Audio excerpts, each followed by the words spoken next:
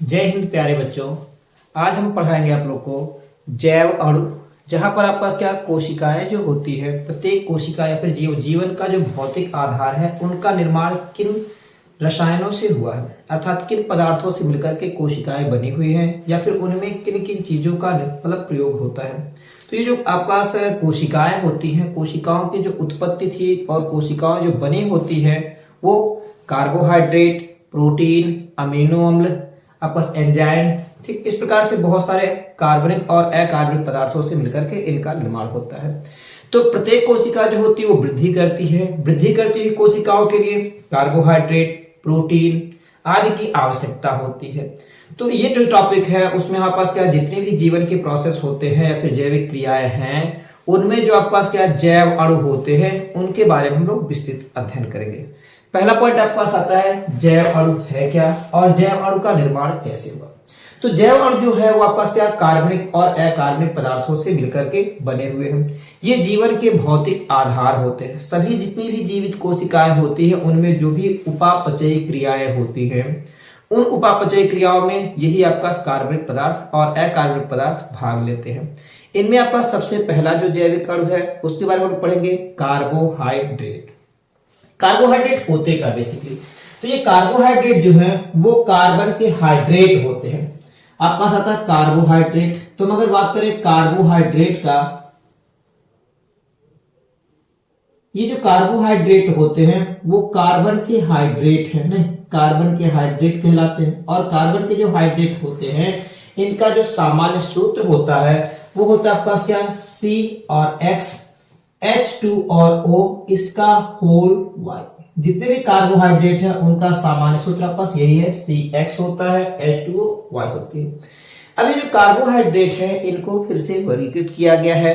एक होता है आपके पास क्या एल्डोज होते हैं और एक होते हैं कीटोज होते हैं। एल्डोज और कीटोज क्यों बांटे गए, क्योंकि इसमें जो समूह की उपस्थिति होती है उसके आधार पर इनको बांटा गया। कार्बोहाइड्रेट टू टाइप्स होते हैं। कुछ एल्डोज, एल्डोज मतलब हो गया आपके पास क्या जिनके अंदर CHO समूह पाया जाता है उसको हम एल्डोज कहते हैं। और जिसमें कीटोन समूह अर्थात कार्बोनिक समूह C डबल बॉन्ड O ये कीटोनिक समूह पाया जाता है उसको हम लोग कहते हैं कीटोज। ये होते हैं आपके पास एल्डोज और ये होते हैं आपके पास क्या कीटोज होते हैं। एल्डोज और कीटोज दो प्रकार के हमारे पास कार्बोहाइड्रेट देखने को मिलेंगे।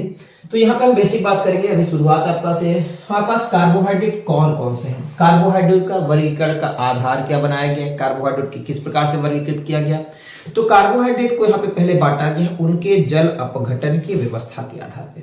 मतलब क्या, ऐसे कार्बोहाइड्रेट जिनका जल अपघटन किया जा सकता है और कुछ ऐसे भी कार्बोहाइड्रेट होते हैं जिनका जल अपघटन नहीं किया जा सकता। तो कार्बोहाइड्रेट के बारे में अगर देखें तो फिलहाल आप देखिए किसी भी सूत्र को लेकर के चलिए। जैसे आपके पास एक सबसे छोटा कार्बोहाइड्रेट आप ग्लूकोज पढ़ते हैं C6 है, H आपके पास क्या होगा 12 है, O6 है। या फिर हम पढ़ते हैं क्या C12 हो गया, H22 है और O11 है। तो ये इस सूत्र को कैसे पालन करते हैं, इस सूत्र का पालन कैसे करेंगे। जैसे यहाँ पे देखा गया तो C आपके पास क्या हो गया X है, या फिर C6 हो गया। इसको हम और क्या लिख सकते हैं, तो लिख सकते हैं आपके पास H2O का होल 6 लिख सकते हैं। यहां पे अगर लिखना चाहे हमारे पास क्या बन सकता है, ये बनेगा आपके पास क्या C12 हो गया और H2O का आपका जो होगा वो होल 11 हो जाएगा। तो ये आपके पास शर्करा जो होती है आपके पास चीनी है जिसको हम लोग सुक्रोज कहते हैं। और आपके पास ये ग्लूकोज भी हो सकती है, ये फ्रक्टोज भी हो सकती है, ये माल्टोज भी हो सकती है। ये सभी आपके पास मोनोसैकेराइड है, ये आपके पास क्या डाइसैकेराइड।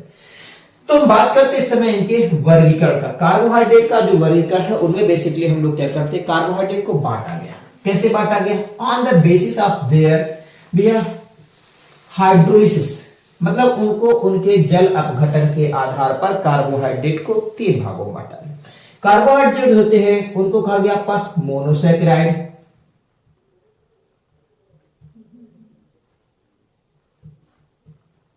मोनोसैकेराइड होता है। आपका ओलिगोसैकेराइड है,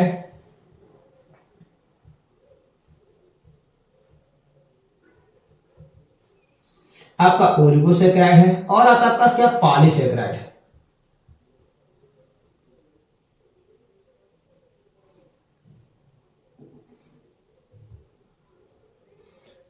मोनोसैकेराइड, ओलिगोसैकेराइड और पॉलीसैकेराइड। देखिए मोनोसैकेराइड क्या होते हैं, बिल्कुल आप कह सकते हैं क्या, वे कार्बोहाइड्रेट जिनका जल अपघटन नहीं किया जा सकता उनको हम लोग क्या कहते हैं, मोनोसैकेराइड कहते हैं। मोनोसैकेराइड मतलब हो गया आपका, फिर से बात करते हैं आपका मोनोसैकेराइड है क्या। मोनोसैकेराइड वे कार्बोहाइड्रेट अणु होते हैं जिनका जल अपघटन नहीं किया जा सकता। जल अपघटन न करने का मतलब हो गया, जैसे आप देख सकते हैं आपके पास क्या, ये हो गया आपका C12 है, सॉरी C6 हो गया आपके पास, C6 है, H12 है और O6 है। इनका जल अपघटन संभव नहीं है, H2O के द्वारा इनका जल अपघटन नहीं हो पाता, ये टूटते हैं। इसको ऐसे कार्बोहाइड्रेट जिनका जल अपघटन नहीं किया जा सकता वो कहलाते हैं आपके पास क्या, मोनोसैकेराइड।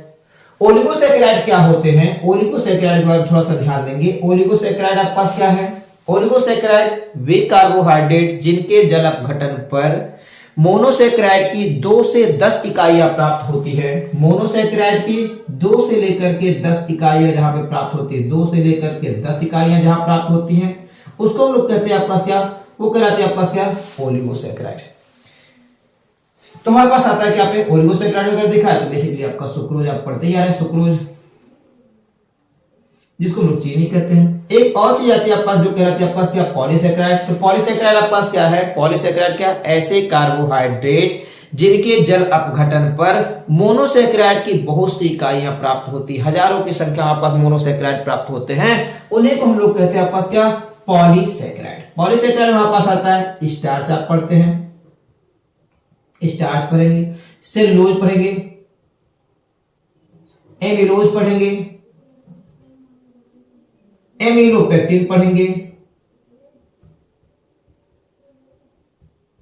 एमिलोपेक्टिन है, ठीक है। तो इस प्रकार से हमारे पास क्या होता है, ये कहलाता है। एक और ह्यूमन सेल के अंदर आपके पास क्या होता है, जो सेलुलोज होता है, सॉरी ह्यूमन सेल के अंदर अगर देखा जाए तो ग्लूकोज जो होता है वो ग्लाइकोजन के रूप में परिवर्तित कर लिया जाता है। यकृत कोशिकाएं जो होती हैं वो ग्लूकोज को ग्लाइकोजन के रूप में परिवर्तित करके आरक्षित कर लेती हैं, उनको भी हम लोग, ग्लाइकोजन को भी हम लोग पॉलीसैकेराइड कहते हैं।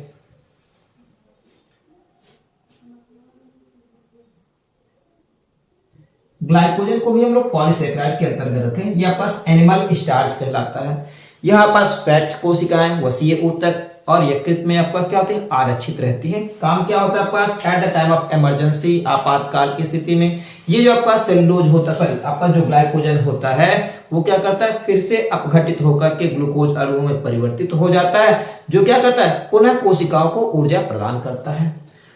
ये ध्यान में थोड़ा सा भी, ये हो गया आपके पास क्या, वर्गीकरण हो गया मोनोसैकेराइड, ओलिगोसैकेराइड और पॉलीसैकेराइड का। हमने आपको बताया, फिर से एक बार थोड़ा सा ध्यान देते हैं। मोनोसैकेराइड क्या होंगे, ऐसे कार्बोहाइड्रेट जिनका जल अपघटन नहीं किया जा सकता है वो कहलाएंगे आपके पास मोनोसैकेराइड, और ऐसे कार्बोहाइड्रेट जिनके जल अपघटन पर मोनोसैकेराइड की 2 से 10 इकाइयां प्राप्त होती हैं उनको हम लोग कहते हैं आपके पास क्या, ओलिगोसैकेराइड कहते हैं। इसमें आपके पास क्या है, ट्राइओज, टेट्रोज, पेंटोज, बहुत सारे आपके पास सैकेराइड आएंगे, जिसमें हम लोग क्या कहेंगे आपके पास, इसको हम लोग बेसिकली कह सकते हैं आपके पास क्या, सुक्रोज एक एग्जांपल आता है। अगला आता है आपके पास क्या, पॉलीसैकेराइड। ये आपके पास क्या, स्टार्च है, क्या कहलाएंगे इसमें, अर्थात वे कार्बोहाइड्रेट जिनके जल अपघटन के फलस्वरूप मोनोसैकेराइड की बहुत सी इकाइयां प्राप्त होती हैं उनको हम लोग क्या कहेंगे, पॉलीसैकेराइड। चलिए देखते हैं यहाँ पे क्या होगा, इन पे कैसे इनकी व्यवस्था होती है, अर्थात ये किस प्रकार से बने होते हैं। देखिए पादप मतलब क्या, जो आपके पास कार्बोहाइड्रेट बनाने का पास एक मेन स्रोत जो होता है वो पादप होते हैं। कार्बोहाइड्रेट बना कैसे है, तो कार्बोहाइड्रेट उत्पत्ति जो होता है उसमें क्या होगा, ह्यूमन का कोई बहुत ज्यादा पार्टिसिपेशन नहीं है, अर्थात क्या, जंतु जगत जो होता है इसका निर्माण नहीं कर पाता है, खाली पादप जगत जो होते हैं इनका निर्माण करते हैं, और जंतु जगत जो होते हैं इनका उपयोग करते हैं। ऊर्जा का स्रोत जंतु जगत के लिए यही कार्बोहाइड्रेट। कैसे बनते हैं, जो पौधे होते हैं, जो भी पौधे आपके पास क्या, जो पादप हैं वो क्या करते हैं, सूर्य के प्रकाश की उपस्थिति में, नहीं इन प्रेजेंस आपका सनलाइट, ये बेचारे सनलाइट की उपस्थिति में क्या करते हैं, जो भी सनलाइट है इस सूर्य के प्रकाश की उपस्थिति में ये रेडिएशन के द्वारा, और साथ में लेते हैं आपका क्या, वायुमंडल से ग्रहण करके CO2 तो कार्बन डाइऑक्साइड, और नीचे से ये क्या करते हुए जड़ों के द्वारा मिनरल और प्लस वाटर H2O और प्लस मिनरल, इनको ग्रहण करने के बाद प्रकाश संश्लेषण की क्रिया के द्वारा ये क्या करते हैं, ये प्रकाश संश्लेषण की क्रिया के द्वारा आपका क्या करते हैं, ग्लूकोज का निर्माण करते हैं, या फिर क्या, कार्बोहाइड्रेट का निर्माण करते हैं। कैसे होता है, कार्बन डाइऑक्साइड CO2 प्लस आपके पास है क्या, आपके पास H2O, इन प्रेजेंस आपके पास क्या, सनलाइट, और साथ में क्लोरोफिल है, प्रकाश संश्लेषण की क्रिया, साथ में आपके पास क्या क्लोरोफिल है, बनेगा आपके पास क्या, ये तो बनाते हैं आपके पास क्या कार्बोहाइड्रेट, बनेगा CX हो गया, H2O Y हो गया, और प्लस बनता है आपके पास क्या, प्लस बनेगा आपके पास क्या O2 गैस मुक्त होती है, जो हम लोग क्या श्वसन में इसका प्रयोग करते हैं। तो जितने भी आपके पास क्या हो गए प्लांट होते हैं, पौधे होते हैं, उनके अंदर ये प्रॉपर्टी होती है, वो वायुमंडल से कार्बन डाइऑक्साइड को एब्जॉर्ब करते हैं, और मृदा से जो होते हैं, मिट्टी से क्या करते हैं आपके पास जल और मिनरल को एब्जॉर्ब करके प्रकाश संश्लेषण की क्रिया के द्वारा वो क्या करते हैं आपका कार्बोहाइड्रेट का निर्माण करते हैं। अलग अलग रूपों में ये क्या करते हैं कार्बोहाइड्रेट को स्टोर करते हैं। कुछ लोग स्टार्च के रूप में इसका स्टोर करते हैं, कुछ लोग क्या है पास क्या सेलुलोज के रूप में कोशिका भित्ति का भी ये निर्माण करती है। बात आती है पास क्या इस समय हम लोग बात कर रहे हैं आपका क्या बनाने की विधि, कैसे बना आपका ये कार्बोहाइड्रेट। तो अब ध्यान ये रखते हैं हमारे पास जो कार्बोहाइड्रेट बना उसका जैविक महत्व क्या है, या फिर कार्बोहाइड्रेट नेचर में किन किन रूपों में पाया जाता है। तो कार्बोहाइड्रेट के बारे में अगर हम बात करें तो कार्बोहाइड्रेट आपका एक लंबा सा टॉपिक है कार्बोहाइड्रेट, जिसमें आपके पास क्या इनके वर्गीकरण की अगर स्थिति देखी जाए तो कार्बोहाइड्रेट को हमने बांट दिया किसमें, मोनोसैकेराइड, ओलिगोसैकेराइड और पॉलीसैकेराइड। एक बात आती है आपके पास क्या यहाँ पे मोनोसैकेराइड की। मोनोसैकेराइड हमारे पास क्या है,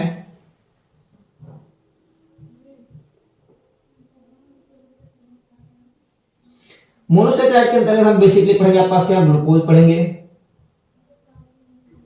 और पढ़ेंगे आपके पास क्या फ्रक्टोज पढ़ेंगे।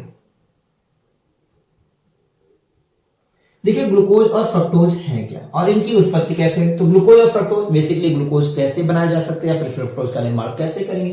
तो आपके पास है क्या जो सुक्रोज होता है चीनी, अर्थात आपके पास C12 है, H22 है और O11 है। अगर इसका जल अपघटन कराया जाता है, जल अपघटन पर कर देंगे क्या देंगे, जल अपघटन पे आपके पास देते हैं ये C6 देते हैं, H12 देते हैं और O6 देते हैं, प्लस बनेगा आपके पास क्या C6 H12 और O6 देंगे। तो आपके पास ये जो सुक्रोज होता है, सुक्रोज के जल अपघटन के फलस्वरूप जो होता है आपको मिलेगा क्या ग्लूकोज मिलता है और प्राप्त होता फ्रक्टोज। इसी प्रकार से आपके पास अगर बात करें स्टार्च के बारे में, सूत्र हो जाएगा आपके पास क्या, सूत्र हो जाएगा आपके पास स्टार्च का C6 हो गया, H10 हो गया और O आपके पास आता है क्या 5, इसका होल N। ये क्या है आपके पास स्टार्च।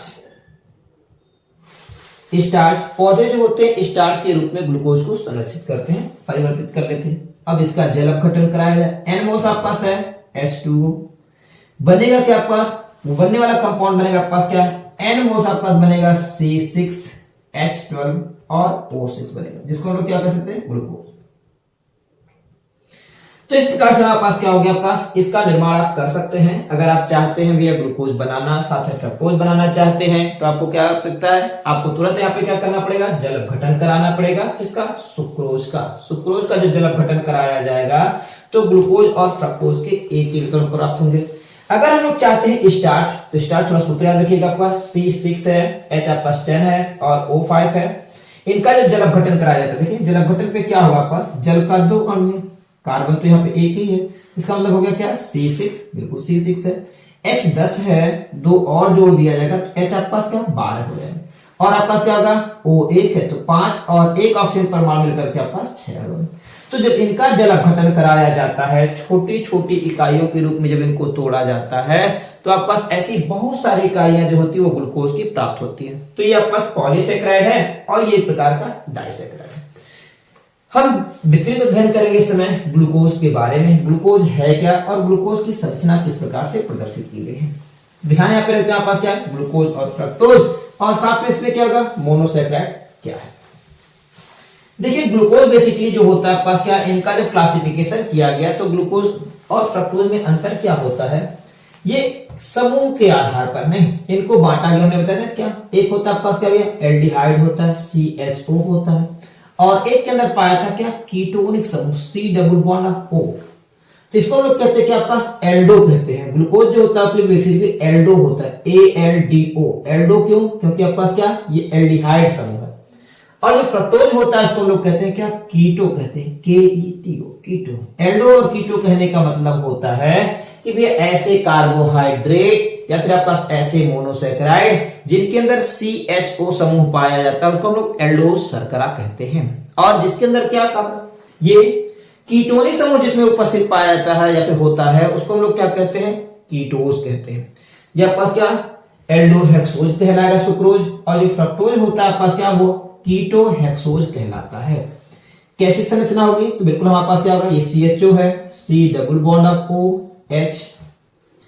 ये सूत्र क्या होता है आपके पास इसका, अगर देखा जाए एल्डोहेक्सोज, हेक्सोज मतलब होगा आपके पास क्या, 6 कार्बन, एल्डोहेक्सोज HEX और OS, हेक्सोज। एल्डोहेक्सोज जो होते हैं वो 6 कार्बन परमाणु का है, एक कार्बन परमाणु, दूसरा कार्बन परमाणु COH और H।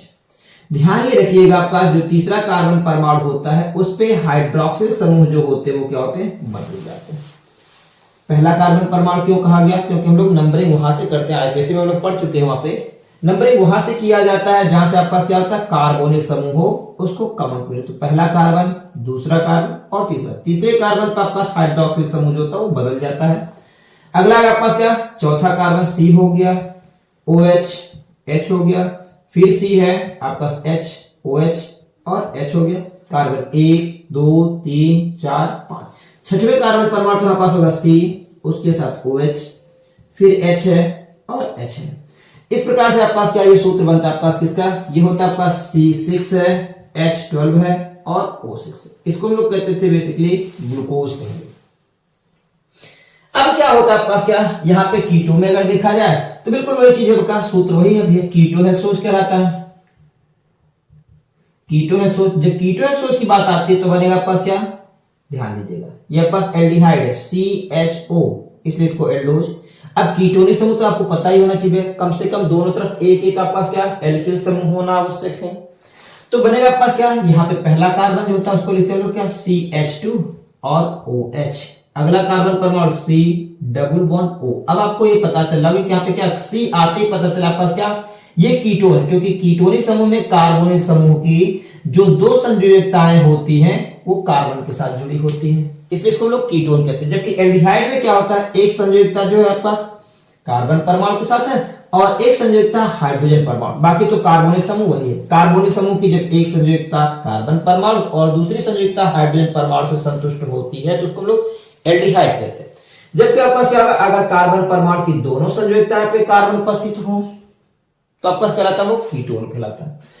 बात करते हैं, देखो ध्यान दो, पहला दूसरा कार्बन और तीसरे कार्बन पे हमने हमेशा बताया आपके पास क्या, हाइड्रोक्सिल समूह को आपको बदलना है। बाकी आपके पास C है, OH H, फिर C के साथ आपके पास क्या होगा, आपके पास OH है, H है, C OH H और लास्ट में आपके पास H। इस प्रकार से 1 2 3 4 5 और 6 कार्बन, इसलिए हम लोग इसको कहते हैं क्या, कीटोहेक्सोज। ये होता है आपके पास क्या, एल्डोहेक्सोज जिसको हम लोग क्या, ग्लूकोज कहते हैं, और ये होता है आपके पास कीटोहेक्सोज जिसको हम लोग क्या कहते हैं, फ्रक्टोज। ये होता है फ्रक्टोज। अब ये ध्यान रखिएगा थोड़ा सा इसकी चक्रीय संरचना, साथ में हम लोग क्या करते हैं, इसका डेल D और L विन्यास होता है। ये ग्लूकोज है, GLU और COS ग्लूकोज। इसके 2 विन्यास और देखने को मिलते हैं आपके पास। क्या आता है, क्या जब हम लोग यहाँ पे पढ़ते हैं प्रकाश सक्रिय, कुछ आपके पास ऑप्टिकली एक्टिव आपके पास कंपाउंड होते हैं, प्रकाश रूप से सक्रिय जो प्रकाशिक समावता प्रदर्शित करते हैं। प्रकाशिक समावता में आपको बताया गया था, आप लोग पढ़ चुके होंगे, फिर हम लोग अगले वीडियो में नेक्स्ट देखेंगे। पे प्रकाशिक समावता क्या है, जो समतल ध्रुवित प्रकाश को क्या करते हैं, जो समतल ध्रुवित प्रकाश होता है उसको क्या करते हैं, अगर क्लॉकवाइज या फिर एंटी क्लॉकवाइज रोटेट करने की प्रॉपर्टी रखते हैं, या फिर क्या घड़ी की सुई की दिशा में घुमाते हैं और घड़ी की सुई की विपरीत दिशा में घुमाते हैं, उनको हम लोग क्या कहते हैं, आपके पास डेक्स्ट्रो रोटेटरी और लीवी रोटेटरी कह सकते हैं। तो डेक्स्ट्रो रोटेटरी और लीवो रोटेटरी के आधार पर हम लोग क्या करते हैं, ये आपका जो ग्लूकोज है उनके 2 रूप पाएंगे। फ्रक्टोज को थोड़ी देर बाद हम अभी फिर से अध्ययन करेंगे। इस समय हम बात कर रहे हैं इस समय ग्लूकोज के बारे में। ग्लूकोज है क्या और इसको कैसे इसकी अरेंजमेंट होती है। तो सबसे पहले क्या किया गया, जो ग्लिसरल्डिहाइड है, ग्लिसरल्डिहाइड सूत्र है आपको पता है। ग्लिसरल्डिहाइड क्या होता है, ग्लिसरल्डिहाइड हमारे पास है ये यहां पे होता है CHO और उसके साथ लगाता C और हाइड्रोक्सिल समूह है H और है, यहां पे लगाता आपका CH2 और OH। ये कहलाता था ग्लिसरॉल्डिहाइड। ग्लिसरॉल्डिहाइड के साथ साथ इसका विन्यास अगर देखा जाए तो ये होता है आपके पास क्या, अगर हाइड्रोक्सिल समूह दाहिनी ओर है अर्थात S से OH की ओर अगर ये क्लॉकवाइज रोटेट कर रहा है तो उसको हम लोग कहते हैं D और प्लस, डेक्स्ट्रो रोटेटरी कहते हैं ग्लिसरॉल्डिहाइड।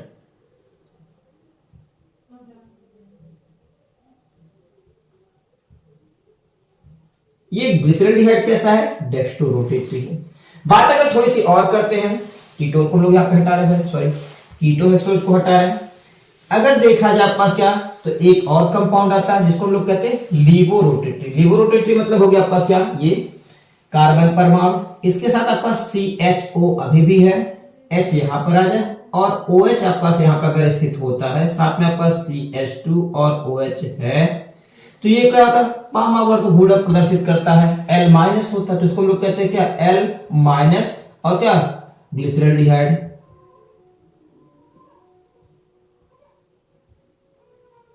ये L- ग्लिसरॉल्डिहाइड, दो मतलब क्या, ग्लिसरॉल्डिहाइड दो प्रकार की हो गई, D+ और L-।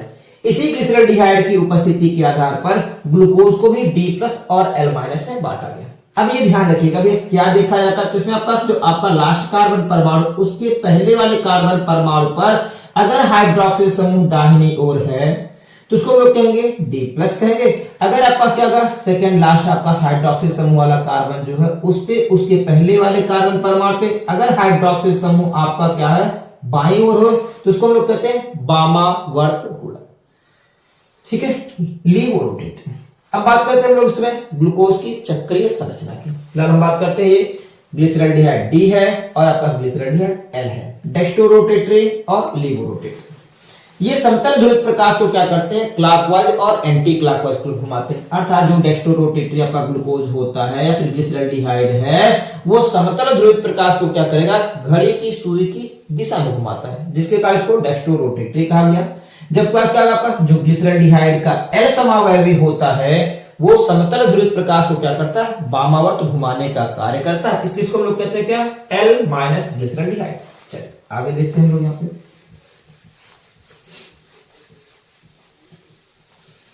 अब बात आती है ग्लूकोज की। अब ग्लूकोज में है क्या बेसिकली, तो ग्लूकोज अगर देखा जाए तो ग्लूकोज के अंदर क्या पाया जा रहा है, देखो ग्लूकोज की अगर बात करें तो आप लोग ग्लूकोज को भी यहां पे लिख सकते हैं, बनेगा आपके पास क्या, C+O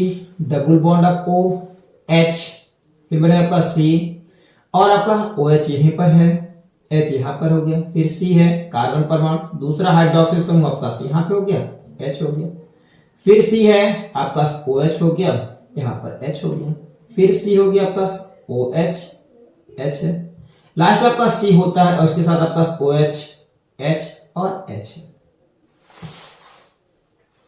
हमने आपको बताया थोड़ी देर पहले अभी, क्या होता है, लास्ट कार्बन उसके पहले वाले कार्बन परमाणु पर अगर हाइड्रोक्सिल समूह दाहिनी ओर होता है तो हम उसको क्या कहते हैं, D+ ग्लिसरॉल्डिहाइड। तो यहाँ पे आपके पास क्या होगा, ये D+ ग्लूकोज होगा, क्योंकि OH जो होगा आपके पास क्या, दाहिनी ओर। देखिए अब ध्यान ये थोड़ा सा रखिएगा कि हम इसकी जब चक्रीय संरचना बनाते हैं तो कैसे होता है। ये जो कार्बोनिल समूह एल्डिहाइड, कीटोन, कार्बोक्सिलिक एसिड में आप लोग पढ़ेंगे, कार्बोनिल समूह जो होता है वो ध्रुवीय प्रकृति का होता है, पोलराइज नहीं, ये क्या था, पोलराइज हो जाता है, ध्रुवीय प्रकृति का है। इलेक्ट्रोनेगेटिविटी ऑक्सीजन परमाणु की ज्यादा होती है। जब इलेक्ट्रोनेगेटिविटी किसी परमाणु की ज्यादा होती है, विद्युत ऋणात्मकता ज्यादा है, तो जो साझे का इलेक्ट्रॉन होगा, शेयर्ड इलेक्ट्रॉन, वो क्या होता है, जिसकी इलेक्ट्रोनेगेटिविटी ज्यादा होती है वो साझे का इलेक्ट्रॉन ग्रहण कर लेता है, और इस प्रकार से आता है इसके ऊपर में पार्शियल नेगेटिव। यहां पे आपके पास क्या होगा, पार्शियल पॉजिटिव चार्ज। थोड़ा सा और एक चीज ध्यान देंगे, जो पांचवा कार्बन परमाणु उसमें हाइड्रोक्सिल समूह का अरेंजमेंट कुछ इस प्रकार का है कि एक ही और तीनों हाइड्रोक्सिल समूह, रिपल्सन, प्रतिकर्षण, इनके मध्य क्या होता है, प्रतिकर्षण होने के कारण इसमें कार्बन, ऑक्सीजन और हाइड्रोजन के बीच का बॉन्ड ये जो होता है वो क्या होता है, डिसोसिएट हो जाता है, टूट जाता है। जब ये बॉन्ड डिसोसिएट होगा इस तरह से तो क्या बनेगा, इसमें इलेक्ट्रोनेगेटिविटी किसकी ज्यादा है, कार्बन सॉरी ऑक्सीजन और हाइड्रोजन में ऑक्सीजन की इलेक्ट्रोनेगेटिविटी ज्यादा होने के कारण इस पे आता है माइनस चार्ज, और ये बनेगा पास क्या प्लस चार्ज। अब प्रॉपर्टी देखिए क्या होगा पास, ये H+ आयन है, किसके पास जाएगा, माइनस के पास, तो बनेगा पास क्या, C, इसके साथ O, एक बॉन्ड टूट चुकी, एक वैलेंसी खाली हुई, और बनेगा पास क्या, OH बनेगा। और दूसरा क्या होगा आपके पास, ये O है वो किसके साथ जुड़ेगा, C के साथ। तो इसकी जब चक्रीय संरचना बनाते हैं तो कुछ इस प्रकार से हम इसको बना सकते हैं। क्या होगा, चलिए देखते हैं यहाँ पे C इस तरह से लिख रहे हैं, कार्बन, बिल्कुल कार्बन हो गया। कार्बन की एक वैलेंसी टूट गई तो यहाँ पे आएगा क्या, O, और O के पास पहुंचा आपके पास हाइड्रोजन OH, और यहाँ पे लगा आपके पास क्या H है, बाद में आपके पास आता है C, बाकी चीजें वैलेंसी वैसे रहेगी आपके पास। OH हो गया, ये H हो गया, फिर C है, C के साथ तीसरा कार्बन परमाणु है, आपको OH को घुमाना पड़ेगा, OH आपका बदल जाएगा, बाकी आपके पास उसी तरह से C। अब देखिए ध्यान, पहला कार्बन, दूसरा कार्बन, तीसरा कार्बन, चौथा कार्बन, पांचवें कार्बन का आपके पास ऑक्सीजन ये खाली है। जब पांचवें कार्बन का ऑक्सीजन खाली है तो हम लोग क्या करेंगे, इस तरह से बॉन्ड ऑक्सीजन जोड़ देंगे। ऑक्सीजन और कार्बन के बीच ये बॉन्ड इस तरह से बना, हम ऑक्सीजन को यहां पे ले आए और कार्बन से बॉन्ड जोड़ दिए। बचा आपके पास क्या, ये हाइड्रोजन परमाणु है, बाकी आपके पास कार्बन है, H यहां पर हो गया, H आपके पास OH हो गया, और ये बना आपके पास H। तो ये बनती है आपके पास क्या, ग्लूकोज की चक्रीय संरचना। अब ग्लूकोज की चक्रीय संरचना में देखा जाए क्या, ये था कैसा आपके पास D प्लस ग्लूकोज, तो ये D प्लस ग्लूकोज है, इसको हम लोग कहेंगे। लेकिन इसके साथ साथ अगर देखा जाए हाइड्रोक्सिल समूह अगर दाहिनी ओर होता है तो इसको हम लोग और क्या कह सकते हैं, अल्फा D प्लस ग्लूकोज। अगर ये हाइड्रोक्सिल समूह आपका बाईं ओर होता, जैसे हमारे पास अगर देखा जाए यही चीज C हो गया, क्या करेंगे, आपका हो जाएगा OH, यहां पे हो जाए H, बाकी वैलेंसी वही C, OH दूसरा कार्बन है, H हो गया, फिर C है तीसरा कार्बन, OH आपका बदल जाएगा, C OH H C। इस C के साथ अगर O इस तरह से जुड़ा होता है तो आपके पास अब की बार ये कहलाएगा क्या, ये होगा आपके पास क्या, beta D plus glucose. Hydroxyl समूह इधर अगर है, हाइड्रोक्सिल समूह अगर यहां पर है तो उसको लोग अल्फा कहेंगे, अगर हाइड्रोक्सिल समूह रोटेट करके इधर आ गया तो उसको लोग क्या कहते हैं, बीटा। नाम हो जाएगा आपके पास क्या, बीटा D प्लस ग्लूकोज। चलो कैपिटल लिखें, बीटा D प्लस ग्लूकोज। इसका निरूपण कैसे किया जाता है, अगर हम लोग यहाँ पे क्या अणु बनाएंगे या फिर क्या इसका पॉलीसेकेराइड बनाते हैं तो ये कैसे जुड़े होते हैं, ध्यान। इसकी चक्रीय संरचना अगर बनाई जाए तो आपके पास क्या होगा, इस प्रकार से कुछ बेंजीन जैसी संरचना पहले बनाएंगे, और इनके साथ क्या होगा, यहाँ पे सभी वैलेंसीज, खाली ये ऑक्सीजन परमाणु आपके पास यहाँ पर उपस्थित है, बाकी आपके पास क्या हर जगह कार्बन परमाणु इस तरह से पाए जा रहे हैं, हर जगह कार्बन परमाणु, कार्बन कार्बन कार्बन, अगला कार्बन, इस तरह से कार्बन। इसमें आपको क्या करना है, ये ध्यान रखिएगा, क्लॉकवाइज से रोटेट हो रही है, इसका जो रोटेशन है वो कुछ इस प्रकार का है, अर्थात क्या होगा, ये OH जो होगा वो क्या होगा, नीचे आएगा, यहां पे H हो गया, नीचे आपके पास क्या OH। ये पहला कार्बन है, ये C1 कहलाएगा, नहीं ये होता है आपके पास क्या C1 है, और ये C2 है। अब C2 पे क्या होगा आपका भाई, C2 पे बिल्कुल जिधर ये वो H उधर ये, तो आपके पास क्या होगा, ये फिर H और आपके पास ये OH। अगला तीसरा कार्बन, पहला दूसरा, तीसरे कार्बन पे आपको हाइड्रोक्सिल समूह को रोटेट करना, OH H, फिर आपके पास चौथा कार्बन जैसा है उसी प्रकार से OH, यहां पे आएगा आपके पास क्या लास्ट में पांचवा कार्बन है, पांचवें कार्बन से लगा है एक हाइड्रोजन लगा हुआ, और पांचवें कार्बन से लगा CH2OH, तो ये बनेगा आपके पास क्या CH2OH, और यहां पर आपके पास H। तो ये इसकी चक्रीय संरचना को आप लोग इस तरह से भी निरूपित कर सकते हैं। बात अलग अगले की आती है, अगर इसको निरूपित करना चाहते हैं तो बनने वाला आपका अगला कंपाउंड क्या होगा, इसको कैसे बनाते हैं वो देखते हैं। OH को खाली बदलना है तो बनेगा आपके पास क्या, बिल्कुल वैसे बेंजीन जैसी, बिल्कुल सरल तरीका है, थोड़ा सा ध्यान देंगे आ जाएगा। होगा आपके पास क्या ऑक्सीजन परमाणु, बिल्कुल इसी प्रकार से, बाकी आपके पास क्या अन्य जगहों पर कार्बन कार्बन, इस तरह से सभी जगह कार्बन है, ये चार कार्बन परमाणु C1 C2 है। OH को आपको बदल देना है, OH को ऊपर करना और H को नीचे। रोटेशन कुछ इस प्रकार का होगा, जब रोटेशन इधर से आएगा तो अपने आप OH जो होता है वो ऊपर आ जाएगा, बाकी बचेगा आपके पास क्या वो H, बाकी जगहों पे कोई परिवर्तन नहीं है, OH है, तीसरा कार्बन है, OH बदल जाएगा, H नीचे हो जाएगा, यहाँ पे आपके पास H हो गया, ये आपके पास OH हो गया, ये बनेगा आपके पास CH2 और CH2 के साथ आपका OH और यहाँ पे बनेगा आपके पास H। तो ये हो गया आपके पास क्या, अल्फा हो गया और D प्लस कहलाएगा। हम इसको क्या कहेंगे, बीटा कहेंगे, साथ में D प्लस कहेंगे, अल्फा D प्लस और बीटा D प्लस ग्लूकोज। चलिए इसको उतारते हैं हम लोग। ये हो गया आपके पास क्या, ग्लूकोज की चक्रीय संरचना है। नेक्स्ट हमारे पास क्या होगा, अगले चैप्टर में या फिर अगले वीडियो में हम लोग क्या करेंगे, ग्लूकोज की अन्य अपक्रियाएं, अर्थात क्या ग्लूकोज की कुछ चक्रीय अपक्रियाएं हैं, ग्लूकोज भी कैसे अपक्रिया करता है, कैसे सिद्ध होता है, ग्लूकोज के अंदर हाइड्रोक्सिल समूह पाया जाता है, 5 हाइड्रोक्सिल समूह है, कैसे सिद्ध होगा, ग्लूकोज के अंदर आपके पास कार्बोनिल समूह पाया जाता है, और कुछ ऐसी अपक्रियाएं हम लोग देखेंगे जिसमें कार्बन परमाणु की भी क्या एक सीधी 6 कार्बन परमाणु की श्रृंखलाएं आती हैं। तो बहुत इंपॉर्टेंट वीडियो है, अगला हम लोग फिर नेक्स्ट सेशन में फिर पढ़ेंगे। Thank you.